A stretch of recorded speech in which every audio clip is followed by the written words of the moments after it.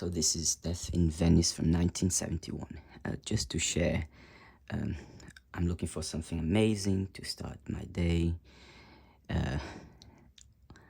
And I see this again. The whole movie is designed after these patterns. However, I'm just going to show this amazing shot and say how this is put all together after a construct. Like you have certain templates which are easily observable, right? So you have, let's start what we call the rainbow. There will be a rainbow representation in the colors and in the shape. Just watch this.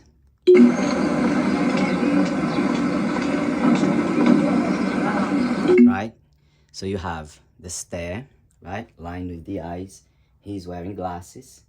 You say there's a representation of color, right?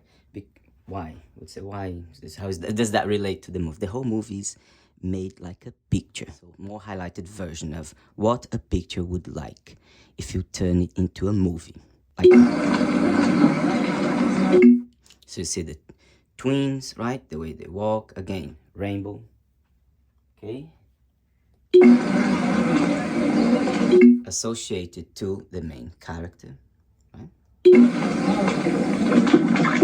And now here is the amazing shot that I thought. This says what is how the language dimension is. We say it's the alien dimension because obviously it doesn't seem to be very obvious to a lot of people.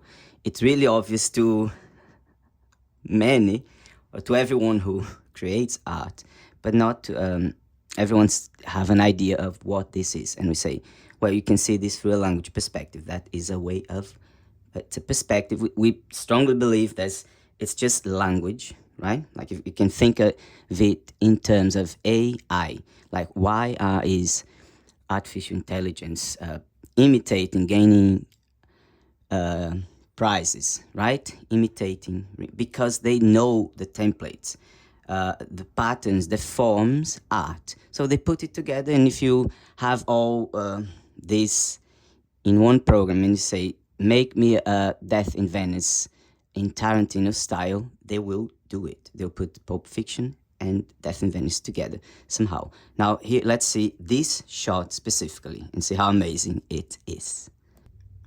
Just to make clear the name of the movie, Death in Venice. Death is a very pervasive, obvious theme, so we're not focusing on that, but just point out because it's part of the stare. You have the stare, not very obvious here, right? And they are in form of X's, which was pointed out means sometimes future and also death. So it's not difficult to relate, right? It's both pervasive, the stare, the X's. You have the idea of time, you know, the hourglass, but let's focus on other things. Like this is how the language, you can see that in the language, right? There's all perspectives, but you can see through the language perspectives. First you see here, the eyes, right? Very obvious. If you're into a more subliminal portrayal of symbols or anything, you can see in he has two patches, which would say more stare, it's eyes. But this one, it will be focused on this, like a patch. So with the pyramid or with an eye on top. But you see the A, right? This guy, everyone is wearing hats, right? So HA is a big pattern here. So you see him, right? Not wearing hat next to this A, which is covered. Him not wearing hat, right? Twins with him under a tower. So we say these are two twin mountains, even though they're not the same, right? They're not obviously twins, but you say that's a portrayal. It's put together.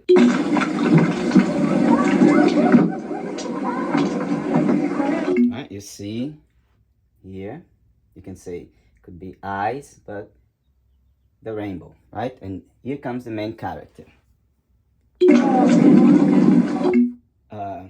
We say, remember the stare, two eyes looking through. So there is a portrayal of the looking through, right? Hand, here like the stare and hands.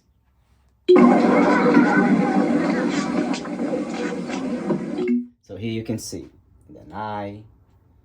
You can see here more time, right? an hourglass, the eyes, let's say the stare. You can put together whatever is your interpretation of this. We're just pointing out the patterns, right? It's in the construct. So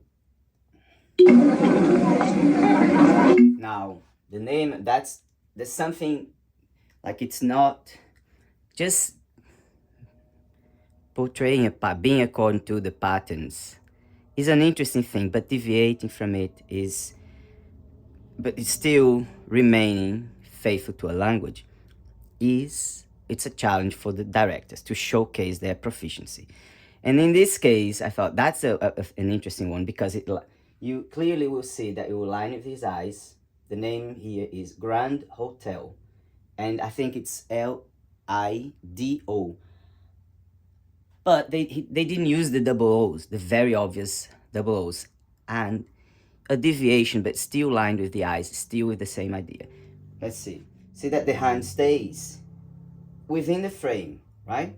Look at that. You see, the grand, the R and A will look more like the H and A that we say. But if that's not convincing enough, his neck and his head will always stay here next to the H. So we say, with the stare, there's sometimes and usually, time, the stare, they're all pervasive ideas, right? So you always see them together and say, okay, so there's a time relation here. He's the guy who is going to notice what's going to happen there, like a plague, and he will stay. I don't want to spoil, but he has like a vision of the future. That gondolier is a bad character. See that the glasses line with the D-O here. Grand becomes more like H and A, and the H stays here. And his hand stays always in the frame, right? Within the frame. And then if you want to see the eye, here, there's one eye left, right? He has no license. The other gondolier... See the knees, right? More images of X's, right? Towards the sea. You say, oh, there's a story being told here. Like, we say, very similar to Star Wars. And there's Luke goes through the stairs, there's the rainbow, and then he has a vision of his own future, right? By flying and getting off the rock. His telephone. He saw the police waiting, and he made off quick. See? Right there. Signore, you had the right to the Lido for nothing. Medaglia qualcosa. Thank you.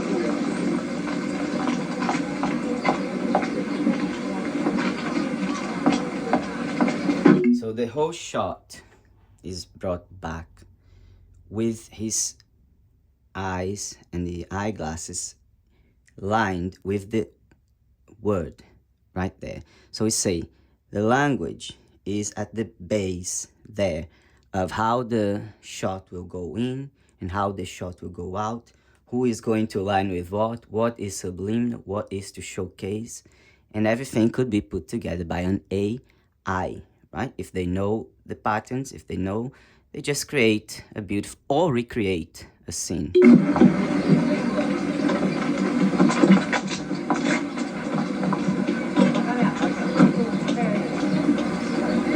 And it ends again with what we call the stare here, right? More X's. The A stays the same, hidden, right? If we say there is some sort of representation, we don't want to push our, right? There's somehow we set two mountains.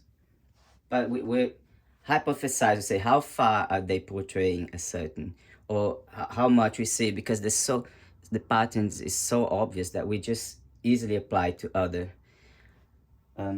Focus on hats, remember? HA, look how it is, right here. His hand, RA. I could zoom, but believe me, it's right there. See? We say the rainbow again. And we say, oh, black and white, so duality.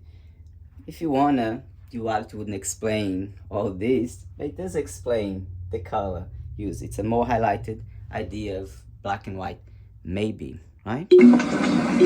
Or if you think in terms of rainbow, right? If you want to cross the dimension of duality and see that all this is very colorful. And now we have at the center black and white, right? So you explore a more colorful dimension of viewing how this is put together. Why those two ladies in black and white are there. There's a lot of colors and just them in the middle, right? So we're talking about a rainbow across from a two-dimensional black and white to a more colorful within patterns of beauty.